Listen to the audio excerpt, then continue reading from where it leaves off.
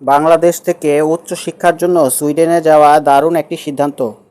সুইডেনের শিক্ষা ব্যবস্থা অত্যন্ত উন্নত এবং সেখানে প্রায় সব মাস্টার্স ও অনেক ব্যাচেলর প্রোগ্রাম ইংরেজিতে পড়ানো হয়। সুইডেনের পুরো আবেদন প্রক্রিয়াটি একটি কেন্দ্রীয় ওয়েবসাইটের মাধ্যমে নিয়ন্ত্রিত হয়, সেটি হলো universityadmissions.se। universityadmissions.se এ অ্যাকাউন্ট খুলে আপনার পছন্দের কোর্স বা প্রোগ্রাম সিলেক্ট করতে হবে। সর্বোচ্চ 4টি মাস্টার্স বা 8টি ব্যাচেলর প্রোগ্রাম চয়েস দেওয়া যায়। অ্যাপ্লিকেশন ফি হিসেবে 900 সুইডিশ ক্রোনা অনলাইনে পে করতে হবে। আপনার সকল শিক্ষাগত যোগ্যতা, certificate, transcript, passport, CV, SOP programme অনুযায়ী আপলোড করতে হবে।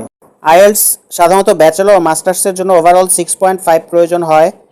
আর আপনি চাইলে ডুওলিঙ্গো বা টোফেল স্কোর জমা দিতে পারবেন। যদি আপনার ব্যাচেলর সম্পূর্ণ ইংলিশ মিডিয়াম বা পাবলিক বিশ্ববিদ্যালয়ের এমওআই থেকে থাকে, তবে ক্ষেত্রবিশেষে মাস্টার্সের জন্য আইএলটিএস ওয়েব বা মাফ পেতে পারেন, তবে রিস্ক না নিয়ে আইএলটিএস দেওয়া সবচেয়ে নিরাপদ। অ্যাডমিশন নিশ্চিত হলে বিশ্ববিদ্যালয় থেকে অফার লেটার আসবে। এরপর প্রথম সেমিস্টারে টিউশন ফি পাঠাতে হবে। টিউশন ফি দেওয়ার পর সুইডিশ মাইগ্রেশন এজেন্সির ওয়েবসাইটে স্টুডেন্ট রেসিডেন্স পারমিটের জন্য অনলাইনে আবেদন করতে হবে। বাংলাদেশ থেকে সরাসরি সুইডেনে মেডিকেলে এমবিবিএস বা এমডি ব্যাচেলর স্তরে ভর্তি হওয়া অত্যন্ত কঠিন ও জটিল।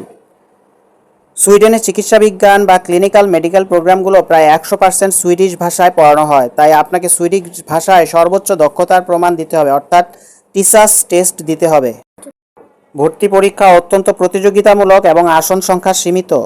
তবে আপনি যদি বাংলাদেশ থেকে এমবিবিএস শেষ করে থাকেন, তবে সুইডেনে গিয়ে লাইসেন্সিং পরীক্ষা এবং সুইডিশ ভাষা শিখে সেখানে প্র্যাকটিস করার সুযোগ পেতে পারেন, অথবা হেলথ কেয়ার বা পাবলিক হেলথ সংক্রান্ত মাস্টার্স করতে পারেন, যা ইংরেজিতে পড়ানো হয়। সুইডেনের ক্রোনা এবং বাংলাদেশি টাকার মান প্রতিনিয়ত পরিবর্তিত হয়। বর্তমানে এক সুইডিশ ক্রোনা প্রায় 11.5 টাকা। বছরে 80,000 থেকে 1,10,000 সুইডিশ ক্রোনা প্রায় 9.2 লক্ষ থেকে 12.5 লক্ষ টাকা হতে হবে। ইঞ্জিনিয়ারিং, আইটি ও বিজনেস কোর্সে বছরে 1,20,000 থেকে 1,80,000 সুইডিশ ক্রোনা লাগতে পারে, অর্থাৎ প্রায় 13 লক্ষ থেকে 20 লক্ষ টাকার মতো হতে পারে বাংলাদেশি টাকায়। আর মেডিকেল সাবজেক্টের ক্ষেত্রে বছরে 20 লক্ষ থেকে 30 লক্ষ সুইডিশ ক্রোনা, অর্থাৎ প্রায় 35 লক্ষ টাকার মতো লাগতে পারে। সুইডিশ মাইগ্রেশন এজেন্সির নিয়ম অনুযায়ী একজন আন্তর্জাতিক শিক্ষার্থীর মাসিক জীবনযাত্রার ন্যূনতম খরচ ধরা হয় বাংলাদেশি টাকায় মাসে প্রায় 1,22,000 টাকা। ভিসা আবেদনের সময় আপনাকে দেখাতে হবে যে পুরো বছরের থাকা খাওয়ার টাকা আপনার ব্যাংক অ্যাকাউন্টে আছে। এক বছরের জন্য প্রয়োজনীয় ফান্ড অর্থাৎ প্রায় 1,06,000 সুইডিশ ক্রোনা দেখাতে হবে। শুধুমাত্র লিভিং কস্টের জন্য ব্যাংকে প্রায় 12.5 লক্ষ থেকে 15 লক্ষ টাকা দেখাতে হবে। এই টাকা আপনার নিজের বা স্পন্সরের নামের ব্যাংক অ্যাকাউন্টে একদম ফ্রেশ এবং সোর্স সহ থাকতে হবে। এর সাথে প্রথম সেমিস্টার বা প্রথম বছরের টিউশন ফি পরিশোধের রসিদও থাকতে হবে। পড়াশোনার পাশাপাশি আপনি সুইডেনে কাজ বা জব করতে পারবেন। সুইডেনের স্টুডেন্ট ভিসায় থাকাকালীন কাজের ক্ষেত্রে কোনো অফিসিয়াল ঘন্টার সীমাবদ্ধতা নেই। আপনি পড়াশোনার ক্ষতি না করে যতক্ষণ খুশি কাজ করতে পারবেন। যেমন অনেক দেশে 20 ঘন্টার একটা টাইম লিমিটেশন থাকে, সুইডেনে সেই লিমিটেশনটা নেই। অফিসিয়াল বাধা না থাকলেও সুইডেনে সুইডিশ ভাষা না জেনে পার্ট টাইম জব পাওয়া বেশ কঠিন। ইংরেজি দিয়ে আইটি, ডেলিভারি বা রেস্টুরেন্টে কিছু কাজ পাওয়া গেলেও স্থায়ী বা ভালো জবের জন্য সুইডিশ ভাষা শেখা অত্যন্ত জরুরি। অনেকের প্রশ্ন থাকে সুইডেনে পিআর দেওয়া হয় কি না।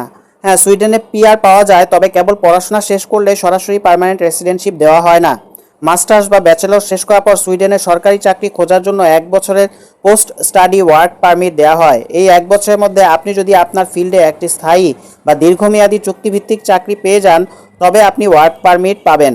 সাধারণত 4 বছর সফলভাবে ওয়ার্ক পারমিটে চাকরি করার পর সুইডেনে স্থায়ী বসবাসের অনুমতি বা পিআর এর জন্য আবেদন করা যায়। তবে পিএইচডি শিক্ষার্থীদের জন্য নিয়ম কিছুটা সহজ।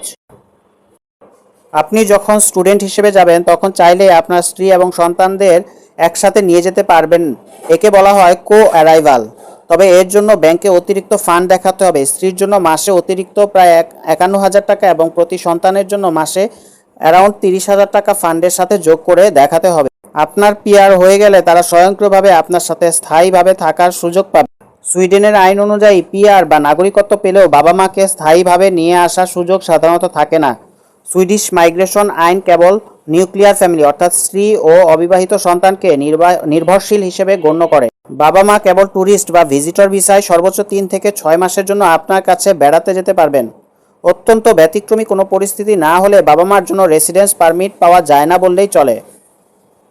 যদি স্টুডেন্ট ভিসার সময়ই স্ত্রী সন্তানকে নিতে চান তবে নিজের রেসিডেন্স পারমিট আবেদনের সময়ই অ্যাপ্লাই ফর ফ্যামিলি মেম্বার্স অপশনটি সিলেক্ট করে তাদের পাসপোর্ট এবং ম্যারেজ সার্টিফিকেট, সন্তানের বার্থ সার্টিফিকেট সংযুক্ত করে একসাথে ফি জমা দিয়ে আবেদন করতে হবে।